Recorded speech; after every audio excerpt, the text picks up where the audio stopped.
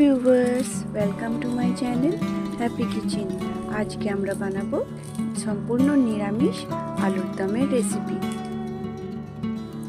চলুন তাহলে আরম্ভ করি সম্পূর্ণ নিরামিষভাবে আলুর দম তৈরি করা। আমি একটা পাত্রতে জল নিলাম আর ওইতে আগে থেকে পিস করে রাখা আলুগুলো দিয়ে দিলাম আর ওর মধ্যে দিয়ে দিলাম 1 চামচ নুন।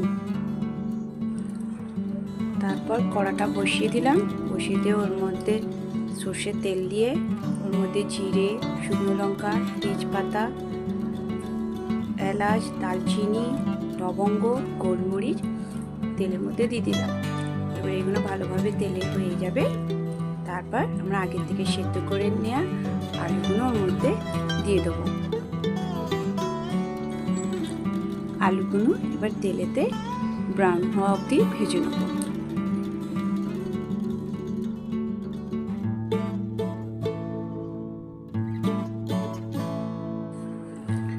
আমার আলুগুলো ভালোভাবে ভাজা হয়ে গেছে। আলুগুলো কালার আপনারা দেখতেই পাচ্ছেন, ব্রাউন হয়ে গেছে। এবার এর মধ্যে আমরা দেবো আদা গ্রেট করা, তারপর টমেটো আর 2 কাঁচা লঙ্কা দিয়ে এবার এইগুলোকে ভালো করে একটু কষে নেব।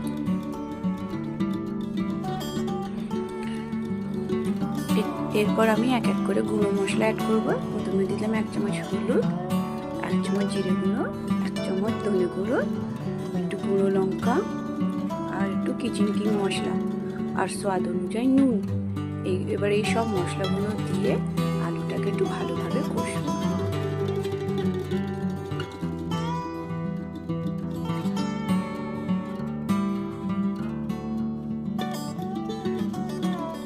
আমার আলুগুলো ভালোভাবে কষা হয়ে গেছে, দেখতেই পাচ্ছেন। এবার অল্প অল্পর মধ্যে তেল ছাড়তে আরম্ভ হয়ে গেছে আর আমার এখানে টমেটোগুলোও ভালোভাবে গলে গেছে।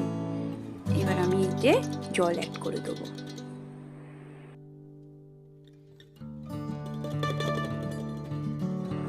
এবার কিছুক্ষণ ফুটতে দেবো, যেইতে আলুর মধ্যে মশলার ফ্লেভারগুলো চলে আসে। আমাদের আলুর দম প্রায় হয়ে এসেছে শেষের দিকে।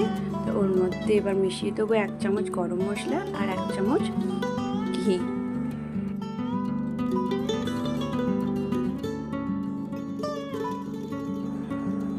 আর লাস্টে দিয়ে দেবো ধনে পাতা কুচি। এবার এগুলো সব ভালো করে মিক্স করে আর কিছুক্ষণ ফুটিয়ে এবার গ্যাসের ফ্লেমটাকে আমি অফ করে দেবো। আমার নিরামিষ আলুর দম রেসিপিটা রেডি হয়ে গেছে।